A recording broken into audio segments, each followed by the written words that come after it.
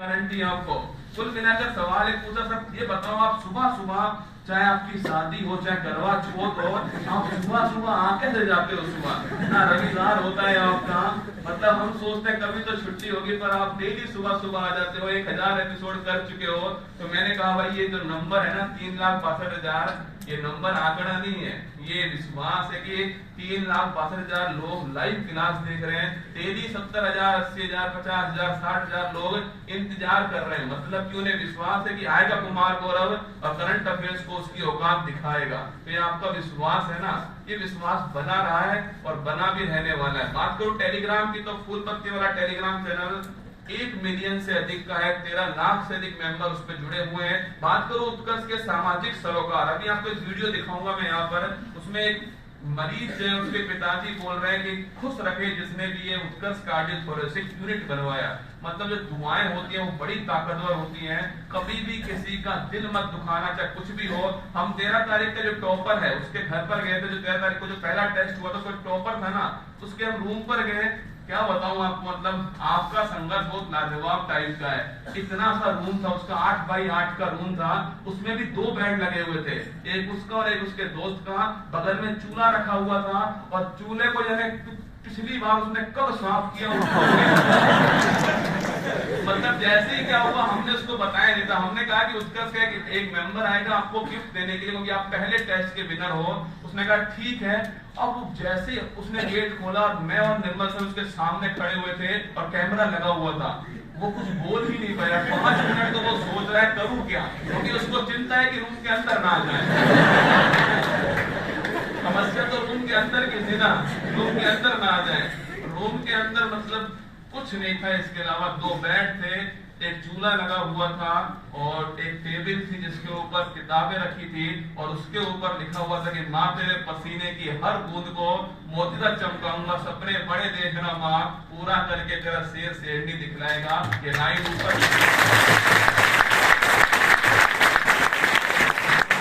पूछा कि आप चाहते क्या बनना चाहते हो? उसने एक ही बात कही थी, वो वीडियो आपको यूट्यूब पर आएगी देखना।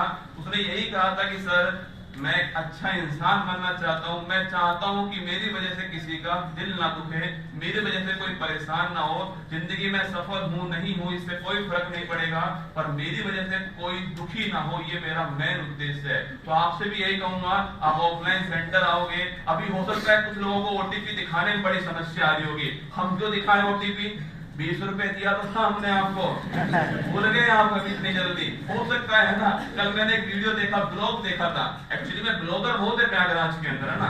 ब्लॉग मैंने देखा, वो समझा रहा है कि देखिए ओटीपी दिखाकर एंट्री दे रहे हैं। 20 रुपए ले लिए इन्होंने। प्रयागराज में पहले दिन आया, पहले दिन ही 20 रुपए वसूल कर लिए इन्होंने अपने। अब आप समझ सकते हो कमरे के अंदर आकर कि 20 रुपए में हमने आपको क्या दिया है। 20 रुपए आपके वसूल हुए या नहीं हुए ये बताओ आप। 20 रुपए रखने का कारण यही था कि हमें संख्या निर्धारित हो सके कि हमें कितनी संख्या कहां पर बैठानी है, ये इसका उद्देश्य था। सामाजिक सरोकार की बात करूं तो उसका रामा स्नेही गुरुकुल प्रकृति के बीच में जो कि सक्षम नहीं है स्टूडेंट्स, उन्हें वहां पर ला करके वहां पर उन्हें पढ़ाया जाता है और वहां पर जो भारत की जो संस्कृति है उससे रूबरू उन्हें करवाते हैं। प्रतिभावान छात्राओं को फ्री टैबलेट वितरण, मैं कहूंगा कि 1000 छात्राओं को उत्कर्ष ने गोद लिया था। उनकी जितनी भी पढ़ाई होगी भविष्य में वो उत्कर्ष परिवार निःशुल्क करवाने वाला है। उन्हें पढ़ने के लिए टैबलेट भी उत्कर्ष के द्वारा निःशुल्क प्रोवाइड करवाएंगे। गीता भवन में हाईटेक लाइब्रेरी, दिव्यांग को लाइब्रेरी तक पहुंचने के लिए यहाँ पर लिफ्ट की व्यवस्था की गई है। इसके साथ में भारत का पहला ब्रीथ बैंक जो था, जो कि कोरोना काल के अंदर वरदान साबित हुआ था, ये भी उत्कर्ष के द्वारा स्थापित हुआ है। और अभी हाल ही में आपने वीडियो देखी होगी कि उत्कर्ष कार्डियोथोरेसिक जो यूनिट है, जहां पर बाईपास सर्जरी की गई थी, मतलब कि वेदांता वो जो हॉस्पिटल है, दिल्ली के जो बड़े बड़े हॉस्पिटल है, वहां के डॉक्टर्स है एक गवर्नमेंट हॉस्पिटल जोधपुर में आकर के इंटरनेशनल स्टैंडर्ड्स के साथ में आपके बाईपास सर्जरी करते हैं। और उसी के पिता का आशीर्वाद था जो भी आपको वीडियो में दिखाऊंगा यहाँ पर, जिसने कहा था कि जिसने भी इसको बनाया उसको खुश रखे भगवान, उसका भला हो। एक्चुअली में वो सारा जो खुश रखो बोला है ना, वो सारी दुआएं बरकत बन के आपको मिलने वाली है। ध्यान रखना, ऊपर वाला हर किसी का हिसाब यही करने वाला है धरती पर। आजकल बंद हो गया वो कि मरने के बाद हिसाब करते हैं, वो बंद कर दिया ऊपर वाले ने सिस्टम। उसने कहा यही नक्की करो, है ना, जिसने जो किया उसका हिसाब यहीं पर कर देगा ऊपर वाला। तो जमकर मेहनत करना, कभी भी अपनी माँ की आंख में आंसू मत आने देना, बस ध्यान रखना, क्योंकि वही है जो आपको बिना स्वार्थ प्यार करती है। पापा तो फिर भी कभी कभी आपसे बोल देगा, पढ़ लिया कर, रैंक क्या आई तेरी, बता मैथ में कितने नंबर आए तेरे, किसके टॉप नंबर आए। पापा का तो स्वार्थ आ जाएगा कभी, माँ का कभी नहीं आने वाला। वो यही पूछेगी खाना खा लिया, खाने में क्या बना था आज, सो लिया कर, सुबह जब जल्दी ठंड लग जाएगी कपड़े पहन लिया कर।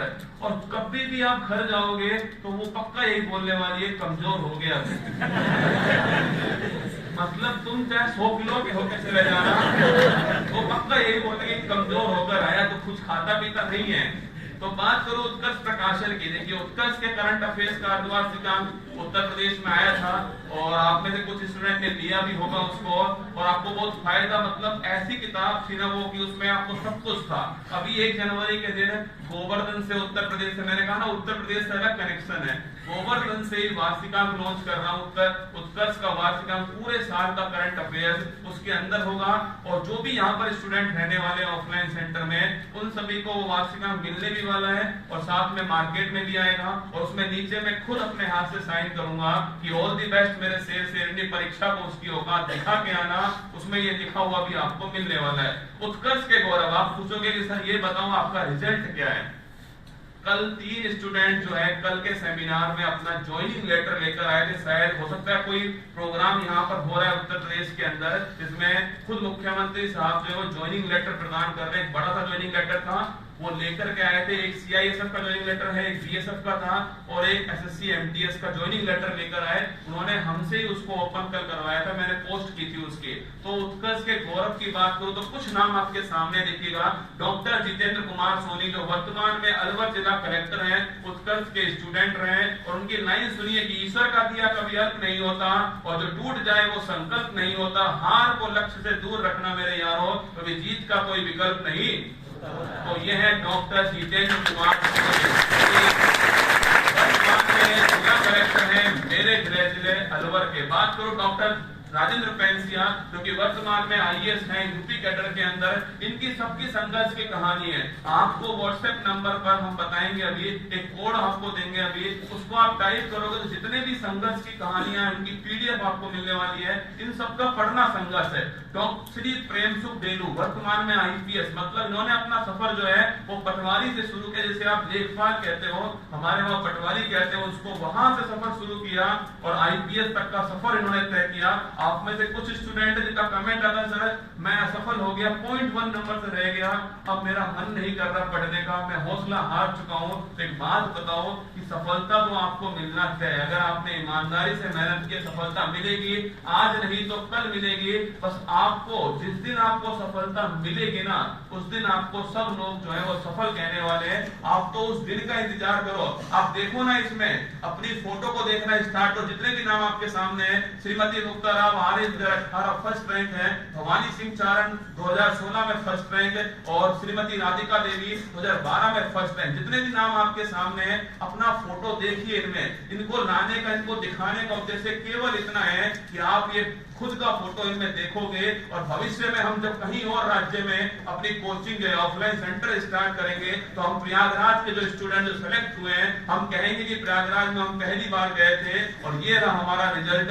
आपको हमारी ताकत देखिए, एक संस्था को अगर आगे बढ़ना है तो उसे रिजल्ट तो दिखाना ही पड़ेगा, बिना रिजल्ट के वो आगे नहीं बढ़ पाएगा। आप हमारी ताकत हो, और पहली बार पहला सेंटर ओपन होने जा रहा है, तो आप सोचिए हमारी जिम्मेदारी कितनी बढ़ने वाली है। हम हमारी तरफ से 101% आपको देंगे, जितना जयपुर जोधपुर में दिया है आपसे वादा रहा, उससे अधिक आपको मिलने वाला है। भाई राजस्थान से आए हैं, प्रयागराज की धरती पर आए हैं, तो राजस्थान की आन बान शान का भी सवाल है, और हमारे उत्कर्ष की आन बान शान का सवाल और आपका प्यार है, तो उससे अधिक आपको मिलने वाला है। इनमें सब में अपनी फोटो आपको देखनी है। ऑफलाइन तैयारी करो या सर ऑनलाइन तैयारी करो, ये भी बड़ा मुद्दा है। सर ऑफलाइन पढ़ूं या ऑनलाइन पढ़ूं? देखिए ऑफलाइन में आपको जो कुछ मिलेगा उसमें अपने आप आपको ऑनलाइन वाला सब कुछ, उत्कर्ष का जो ऑनलाइन है वो सब आपको मिलने वाला है। देखिएगा, देखिए अंतर देख लीजिए दोनों में क्या है। विशेषज्ञों से आपको साक्षात आपको अध्ययन करने का मौका मिलेगा। यहाँ पर टीचर्स उपलब्ध होंगे, वो आपको पढ़ाने वाले हैं। और क्या होता है, ऑफलाइन का एक बड़ा ओहरा होता है। एक्चुअली में ऑफलाइन जब आप क्लास में अभी इस समय बैठे हो सकता है आप में से कुछ को समस्या हो जाएगी बाहर जाते कि आज खाने में क्या बनेगा, है ना, आज उससे बात होगी या नहीं होगी, ये सारी समस्याएं आपको बाहर होंगी। लेकिन इस समय आपको कोई समस्या नहीं है, आप केवल आपको मैं दिख रहा हूँ, यहाँ पर आपको पीपीटी दिख रही है, सुरेंद्र सर देख रहे हैं आपको, कुल मिलाकर यही आपको दिख रहा है, हमारा इंफ्रास्ट्रक्चर दिख रहा है या आसपास के आपको दोस्त दिख रहे हैं। ये ऑफलाइन का ओहरा होता है। एक्चुअली में ऑफलाइन में आपको टीचर मिलता है जो आपके सामने खड़ा होकर आपको ज्ञान देता है, अपडेटेड और अपडेटेड नोट्स आपको प्रोवाइड होंगे। ऑनलाइन में ई नोट्स मिलते हैं, ऑफलाइन में आपको प्रिंटिंग नोट्स उपलब्ध कराए जाएंगे। इसके अलावा ओएमआर पैटर्न पर टेस्ट, देखिए कोचिंग के मंच पर खड़े होकर आपसे बोल रहा हूं कि अगर सफलता चाहिए आपको तो दो चीजें आपके टेबल पर हमेशा रखिएगा, एक तो प्रीवियस ईयर का क्वेश्चन पेपर और एक आपका सिलेबस है। अगर ये दोनों आपके पास नहीं है तो कितनी भी कोचिंग कर लेना, बड़ी से बड़ी कोचिंग कर लेना, मंगल ग्रह पर जाकर कोचिंग कर लेना, सफलता नहीं मिलने वाली। ये दोनों सफलता की चाबी है जिसको हम भूल जाते हैं। सिलेबस हमने देखा नहीं है और बस इतिहास शुरू किया। एक तो भाई साहब कुछ बुक ऐसी है जो अपन ला के रखते हैं ना रूम के अंदर, कई तो बुक ऐसी जो हम 2 बार लिया है क्योंकि हमने खोल के नहीं देखी ना आज तक, हमें पता ही नहीं रूम में क्या है। जो टॉपर बता दे बुक हम वही बुक ला करके रख लेते हैं। एनसीईआरटी 6 क्लास से 12वीं क्लास तक की एनसीईआरटी लाकर रख लिए, ये पता ही नहीं शुरू कहां से करनी है। लूसेंट की किताब भाई साहब हर किसी के पास है ना, और होता क्या उसमें शुरू करता है बंदा शुरू से, ऊपर लिखता है ओम जय श्री राम लिख देगा और फिर शुरू करेगा इतिहास से, स्टार्ट करता है सामवेद ऋग्वेद सामवेद ऋग्वेद अथर्ववेद समाप्त, आगे बढ़ ही नहीं पाता। वो एक का दूसरा पेज नहीं पलट पाया आज तक। वो लूसेंट की किताब ऐसे की पहला पेज तो ऐसा रंगीन है ना, वो आता हाइलाइटर नहीं होता, वो येलो वाला हाइलाइटर पूरे पेज को हाईलाइट कर देगा। खुद ही समझ नहीं आ रहा कि इसमें से कौन सा इंपोर्टेंट क्वेश्चन है ना। तो बड़ी समस्या है आपके साथ। मतलब एक किताब को 10 बार पढ़ो, खूब जमकर पढ़ो उस किताब को, और साथ में जो आपको कोचिंग में पढ़ाया जाए उसको आपको जम के पढ़ना है। बात करूं आपको ऑफलाइन बच्चों के लिए, हमारे पास में अलग से ऐप है जो आपका बैच की टाइमिंग क्या होगी, कब आपकी क्लास होंगी, आपके टेस्ट का रिजल्ट क्या है, वो सब हम आपको ऑफलाइन प्रोवाइड करेंगे। और सहपाठियों से विचार विमर्श है। आपके बहुत सारे कमेंट थे कि सर हम मोटिवेट नहीं रह पाते। होता क्या है, सेल्फ स्टडी में ये कमी है कि हम रूम के अंदर खुद को बंद करते हैं और किताबों से हम माथा मारना स्टार्ट करते हैं, और इंसान की प्रवृत्ति है कि वो डिमोटिवेट होता ही होता है। ये इंसान की नेचुरल प्रवृत्ति है। अब यहाँ जब आप आओगे ना, आपके पास में दोस्त बैठा हुआ है और आपका माइंड खराब है, मान लेते हैं कल आपकी लड़ाई हुई है अपने दोस्त से और आपका माइंड बिल्कुल खराब है और आप यहाँ आकर बैठे हुए हो। अब आपके पास वाला दोस्त तो आपसे समोसा खाने का इरादा रख रहा है कि जैसे ही ब्रेक होगा वैसे समोसा भी खाना है। आपने कहा कल तो लड़ाई हो गई, उससे अब बात नहीं करूंगा, आज के बाद मुझसे कुछ भी हो जाए, है ना। तो वो कह रहा है ठीक है चल इसी बात पे समोसा खाते हैं। वो आपका माइंड इस प्रकार सेट कर देगा ना। ये ऑफलाइन की खास बात है कि आप यहाँ पर डिमोटिवेट होने वाले नहीं हो। बगल वाला पढ़ेगा, बगल वाले के नंबर आएंगे, आप अपने आप पढ़ोगे। अभी टेस्ट अगर ये हम ऑनलाइन देते ना तो आप में से 50% जो है वो इस टाइम पर टेस्ट नहीं देते। ये कड़वा सच है। आप में से जिन्होंने रजिस्ट्रेशन करवाया तो उसमें से 50-60 लोग अभी भी टेस्ट देने नहीं आए, क्योंकि टेस्ट का जो डर है ना वो उनके अंदर घुसा हुआ है। जब आप यहाँ बैठोगे, हम आपके इतने सारे टेस्ट लेंगे, आपको डीपीपी देंगे, आपको प्रैक्टिस टेस्ट देंगे, तो आपका डर जो है वो अपने आप दूर होने वाला है। अब बात करें कोचिंग सेंटर के विशेष लाभ। चाहे किसी भी कोचिंग में जाना भारत की में, कहीं पर नहीं लिखा कि उत्कर्ष कोचिंग सेंटर के विशेष लाभ। ये कोचिंग सेंटर के विशेष लाभ है। अगर आपने कहीं भी कोचिंग की और आपने इन सब 5 पॉइंट को कवर कर लिया तो आपने सारा पैसा कोचिंग का वसूल कर लिया। शुरुआत करो दोस्तों, तो कोचिंग से पढ़ाई के आपके कुछ घंटे फिक्स होंगे। कोई भी कोचिंग करना, कुछ घंटे जो है आपके फिक्स हो जाएंगे पढ़ाई के। सुबह 9 बजे जाना है कोचिंग तो मतलब जाना है, आपके पास में कोई ऑप्शन नहीं है कि बाद में चला जाऊंगा आज नहीं जाऊंगा। आपको सुबह 9 बजे जाना है, मतलब जाना है, कुछ घंटे आपके कोचिंग के फिक्स होंगे, यहाँ आप आकर के बैठोगे, ये फिक्स है। विशेषज्ञों से आपको ज्ञानार्जन का मौका मिलने वाला है। जो आप किताबों से माथा मारने वाले थे, वो माथा जो हमारी कंटेंट टीम है, क्योंकि मैं कंटेंट का स्टूडेंट रहा हूं तो मैं जानता हूं, कंटेंट टीम 10 किताबों को उठाती है और उनमें से निचोड़ बना करके आपके सामने पेश करती है। हर कोचिंग का कंटेंट आपको अच्छा ही मिलेगा, ऐसा होना भी चाहिए। टेस्ट के माध्यम से आपको औरों की तुलना में खुद का मूल्यांकन करने का मौका जो है वो ऑफलाइन में उपलब्ध होता है और आप हमेशा मोटिवेट रहते हो। डिमोटिवेशन आता भी है तो आप टीचर के चेहरे की मुस्कान देख के मोटिवेट होते हो, टीचर की शायरी सुन के मोटिवेट होते हो, कोई ऐसी कहानी, संघर्ष की कहानी सुनकर मोटिवेट होते हो। कुल मिलाकर ऑफलाइन कोचिंग में आप डिमोटिवेट नहीं होंगे, लगातार उस पढ़ाई में आप लगे हुए रहने वाले हो। अब मुद्दा है कि सेल्फ स्टडी करें या फिर सिर्फ कोचिंग करें, ये भी एक बड़ा मुद्दा है। चलो मैं आपसे पूछता हूँ, फर्स्ट आप सभी मेरे सामने हो, सेकंड हॉल वाले आपको हाथ खड़ा करना है, थर्ड हॉल वालों को भी हाथ खड़ा करना है, और ऑनलाइन जो अपने घर पर मुझे सुन रहे हैं आपको भी हाथ खड़ा करना है। आप सब दिख रहे हो, ठीक है, चिंता मत कीजिए। तो मैं पहला सवाल आपसे पूछता हूँ, बताइएगा कि केवल सेल्फ स्टडी करने से सफलता प्राप्त की जा सकती है? हाथ खड़ा कीजिए। केवल सेल्फ स्टडी की जाए तो सफलता आराम से मिल जाएगी, कोई दिक्कत वाली बात नहीं है। एक बंदे का हाथ है, 2 का हुआ है, 2-3 लोगों ने हाथ खड़ा कर दिया, ऊपर संख्या थोड़ी सी ज्यादा है ना। अच्छा बताइए, केवल कोचिंग करने से सफलता प्राप्त कर ली जाएगी? केवल कोचिंग कर लीजिए, सफलता मिल जाएगी? एक तो कर दो, मेरे सम्मान भी कर दो। कोचिंग के सामने आप हाथ खड़ा नहीं कर रहे हैं ना। चलिए तीसरा ऑप्शन आपके लिए, कोचिंग की और साथ में जमकर सेल्फ स्टडी की सफलता पाने की संभावना थोड़ी बढ़ जाएगी। ऐसा लोग हाथ खड़ा कीजिए। देखिए सब आंसर आपको सब पता है, मतलब आपको ये भी पता है खुद को मोटिवेट कैसे करना है, आपको पता है सफलता कैसे प्राप्त करनी है, पर आपको करना नहीं है। बस मुद्दा इसी बात का है। 3 पॉइंट आपके लिए, इनको अपने दिल में उतार लेना और कोचिंग के मंच पर खड़ा होकर लाइन बोल रहा हूँ, इसके लिए भी हिम्मत चाहिए। सुन लेना, पूरी शिद्दत और अच्छी योजना से अगर आपने सेल्फ स्टडी की, केवल सेल्फ स्टडी की, तो भी सफलता प्राप्त की जा सकती है, असंभव नहीं है। बहुत सारे स्टूडेंट ने किया है। अगर आपके घर पे कोई गाइड करने वाला आपको है, आप मेहनत कर सकते हैं, आप खुद को झोंक सकते हैं, तो सेल्फ स्टडी से भी सफलता मिल जाएगी। अगर केवल कोचिंग की और सेल्फ स्टडी नहीं की तो सफलता प्राप्त करना मुश्किल नहीं, नामुमकिन है, संभव ही नहीं है। आप सोच लो कि केवल झोला उठा के कोचिंग में आओगे, यहाँ हम लिखाएंगे, आप घर जाओगे, वापस खोल के नहीं देखोगे, फिर वापस यही आओगे, तो सफलता नहीं मिलने वाली। कोई भी कोचिंग आपको सफलता नहीं दिला सकती अगर आपने मेहनत नहीं की। ये आपका संघर्ष है भाई साहब, कोई और नहीं करने वाला। ये चिट्ठी थोड़ी है जो पड़ोसी लिख देगा, ये आपकी कहानी है, आपको खुद लिखनी पड़ेगी इसको। ये आपका संघर्ष है, आपको घर पे जाकर कोचिंग का कंटेंट पढ़ना पड़ेगा, आपसे जो कहा जाए वो करना पड़ेगा, टेस्ट आपको देना पड़ेगा, प्रैक्टिस बार बार करनी पड़ेगी, भूलोगे फिर याद करना पड़ेगा, फिर भूल जाओगे फिर याद करना पड़ेगा।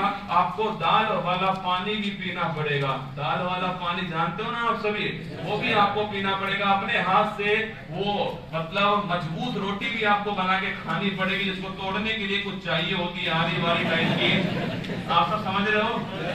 हाँ, ये तो अच्छा ही बनाती है खाना, हम कैसा बनाते हैं आप जानते हो। मतलब हमारी रोटियां केवल हम ही खा सकते हैं ना, और हमें इतनी स्वादिष्ट लगती है। हॉस्टल में हम 10 कमियां निकाल देंगे, तेरी दाल में ये नहीं है, तेरी दाल में ये नहीं है, चाहे हमारी दाल में टमाटर प्याज ना हो, क्योंकि होते ही नहीं। हमारे पास में 2 ही चीजें, एक तो आलू है हमारे घर में, और एक हमारे पास दाल और एक मैगी है ना, हम उसी में निकाल रहे हैं। तो कुल मिलाकर केवल कोचिंग की सेल्फ स्टडी नहीं की तो सफलता नहीं मिलने वाली, छोड़ दीजिए, अपना और काम कीजिए। परंतु यदि कोचिंग के साथ जमकर आपने सेल्फ स्टडी की, कोचिंग में जो आपको पढ़ाया कि आपने घर जाके पढ़ा उसको, एक रेफरेंस बुक से पढ़ा उसको, साथ में आपने टेस्ट दिया, तो आप यकीन मानिए सफलता पाना आपके लिए असंभव नहीं, संभव होने वाला है। सफलता की संभावना आपकी फटने वाली है। अब आपका मुद्दा है कि सर आप प्रयागराज में आए क्यों हो, ये बताओ। बढ़िया खाता चल रहा था, आपको ऑनलाइन सिस्टम जो है, आप राजस्थान में खूब बढ़िया कर रहे थे, प्रयागराज में आप आए क्यों? देखिए प्रयागराज में उत्कर्ष क्यों आया, मैं चाहूंगा कि इस सवाल का जो जवाब है ना, वो खुद आपके बीच में आकर के उत्कर्ष जो संस्थापक है, जो फाउंडर हैं निर्मल गहलोत सर, वो खुद आपको देंगे। पर उससे पहले मैं आपको सफर दिखाता हूँ उत्कर्ष का, जिसके हिस्सेदार आप हो, जिसका परिवार आप हो, वो सफर मैं आपको दिखाऊंगा। सफर को आराम से देखिएगा, महसूस कीजिएगा, और ये सफर आपको कुछ ना कुछ जरूर सिखाएगा। संघर्ष किसे कहते हैं? 20 साल का संघर्ष आपके सामने, 2 कमरों से, 2 किराए के कमरों से शुरू किया गया जो सफर था, वो आपके सामने यहाँ पर प्ले हो रहा है। इसको देखिए आराम से, और फिर उसके बाद में जो उत्कर्ष के जो संस्थापक हैं, मैं उन्हें आपके बीच में बुलाऊंगा। उत्तर प्रदेश, आर्यावर्त का वह प्रदेश जिसके अतीत के पन्नों पर कई सुनहरे अक्षर अंकित हैं।